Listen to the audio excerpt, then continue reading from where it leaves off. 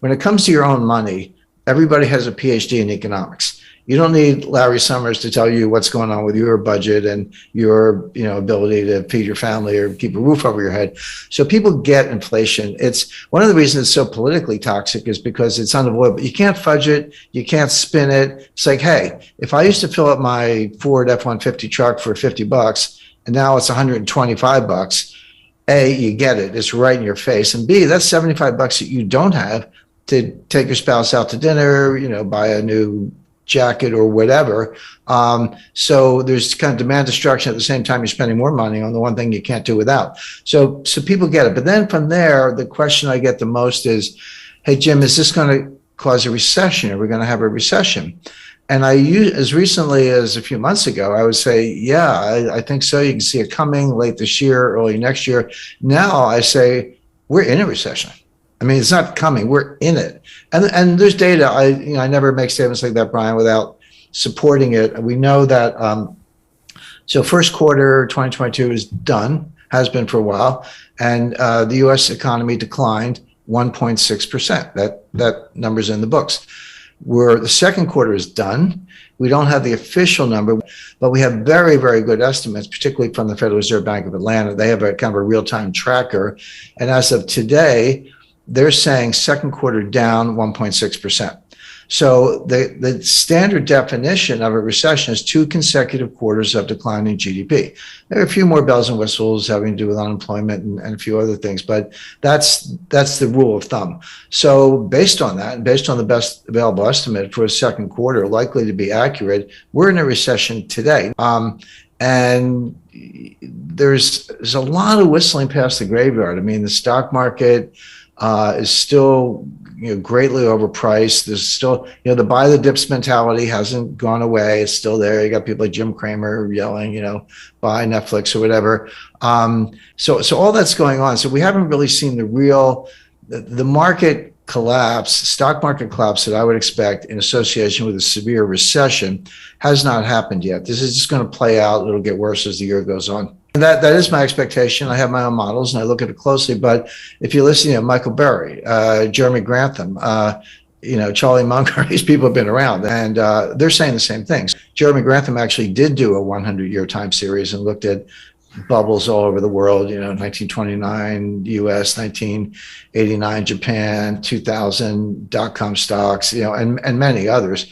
And he said he's never seen anything like it. It's a triple greatest bubble of all time ×3 in the sense that it's real estate, stocks, and other asset classes. And again, you have to remind people, 1929, the stock market fell 23% over 2 days. But that wasn't the crash. I mean, that was the beginning of the crash. This Dow Jones fell 82%. From top to bottom. Now it took 3 years. It bottomed in June 1932. So yeah, we're down. Nasdaq's down. Bounced back a little bit in recent days. Down close to 30%. Down. The S&P down over 20%. We're in bear market territory. But that's just the beginning. That's not what a full bear market, market adjustment looks like in the face of the kind of recession that I expect. I remember my wife and I used to kid each other. She was in advertising, I was in banking, and the inflation was so bad, you'd get a raise every 4 or 5 months, and you didn't have to ask. They would just give it to you because they knew that you were going to quit if they didn't keep up. So she would get a raise, and she was making more than I was at the time. So we'd go out to dinner, and then I would get a raise, and I was making more than she was. So we would just tease each other about that. But that's how it was. And the psychology was, if you needed a TV set or refrigerator, new car, whatever, you say, I better buy it now because the price is going to be higher. If I wait a month or 2 months, the price is going to run away from me. So it had huge behavioral effects. Of course, gold was, going to the moon. There was a lot going on at the time. But Brian, you're right when you say we're putting up inflation numbers today that are the highest in 40 years. That is correct.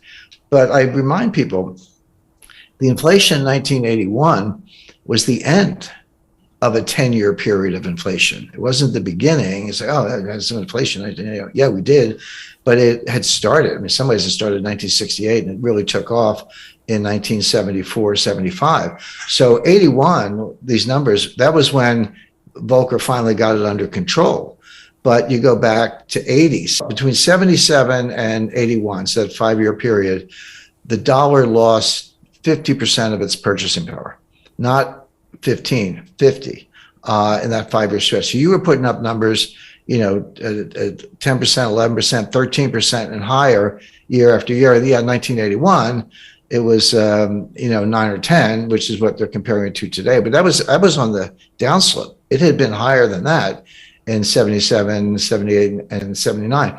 So the question is this the beginning of an inflationary surge where it's going to get even worse and it is going to last 5 years? Or is it different than that? But keep that in mind, because the 40-year comparison, it is correct, but that was the tail end of an even worse episode.